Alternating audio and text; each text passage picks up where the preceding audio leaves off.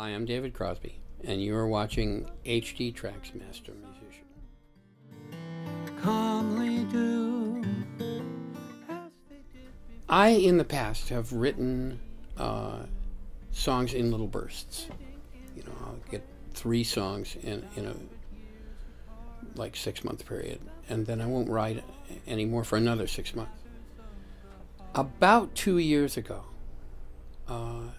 I started having what has now turned out to be the longest, densest, most sustained burst of songs I've ever had. I've never written this much in one period of time. It's kind of contrary to how things are supposed to go. Normally, people my age don't write a whole lot. We get lazy, or we think we've said everything we got to say, or something. A lot of people just trying to repeat a hit. So I was not expecting it. But I treasure songs enough to where if they start coming, I try to herd what remaining brain cells I have into the same room and pay attention. So to speak, kind of keep the doors and windows all open, so if the muse comes by, I'm paying attention. Like the stars. I'm sure you know this, but we go to a great deal of trouble to try and get the highest quality audio we can.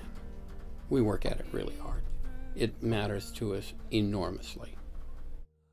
If I had my way, everything would be 24-bit 192. I wanted to reproduce this stuff as well as it can be done. Currently, my stuff, the high-res downloads, come out on HDtracks because it is the venue where you can get really high grade. Between the us below. So he brought on board an engineer from New York, Fabrice DuPont.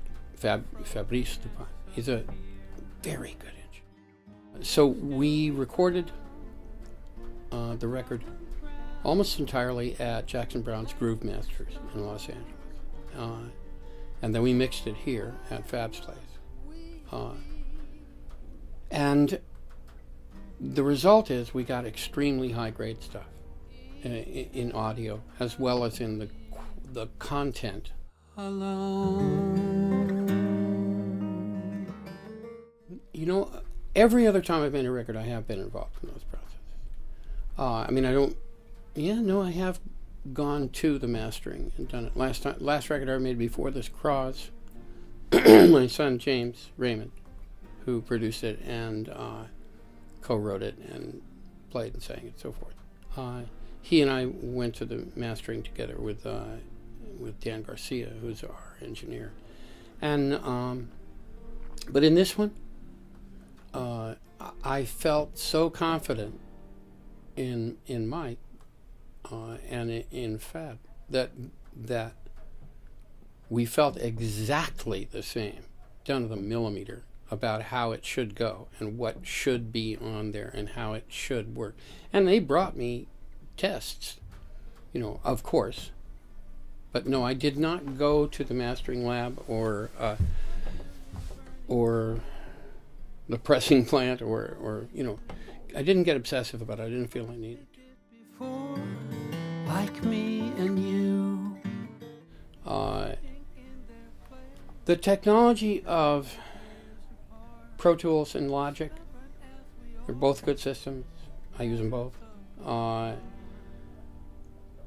Has given us I used to be limited to 24 tracks, and then that got to be 32. And then somebody hooked 2 machines up and we had 48.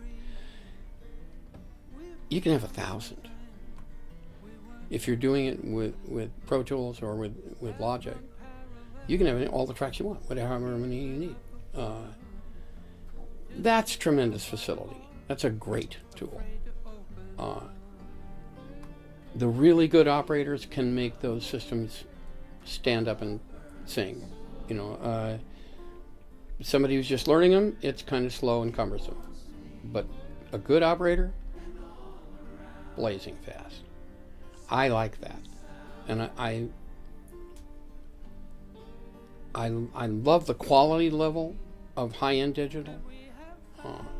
Obviously, if you do dumb digital that isn't, it's big slices, it's not very good, and it sounds digital. But you start slicing it real fine, high bit rate, high res, it sounds the best of anything.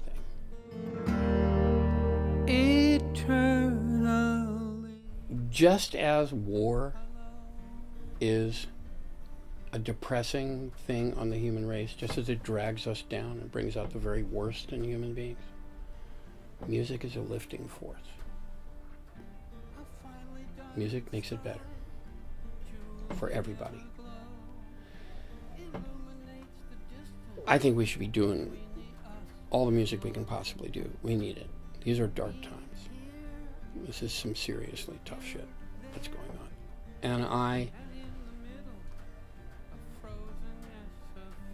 feel like I'm the luckiest guy in the world. I'm really happy. I'm really happy with my family. I'm really happy with my wife. I'm really